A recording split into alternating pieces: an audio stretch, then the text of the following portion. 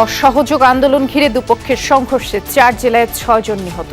বিভিন্ন জায়গায় হামলা, ভাঙচুর, আগুন, ধাওয়া পাল্টা ধাওয়া।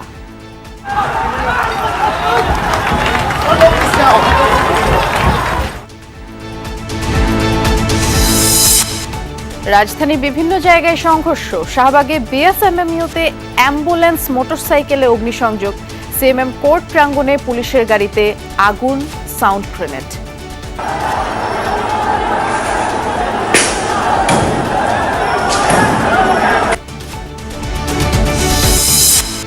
আন্দোলনকারীদের উপর গুলি না চালানো রিট হাইকোর্টে খারিজ।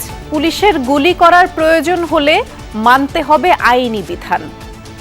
একটি গণতান্ত্রিক দেশে বিক্ষোভ করা বা কোনো কিছু সবকিছুই আমাদের সাংবিধানিক অধিকার, এটা মানতে হবে। একটি রাজনৈতিক উদ্দেশ্য হাসিল করার জন্য, আদালতকে ব্যবহার করার জন্য এই রিট পিটিশনটি দায়ের করা হয়েছিল। সুতরাং রিট পিটিশনটি পলিটিক্যালি মোটিভেটেড হিসাবে খারিজ করে দেওয়া হয়।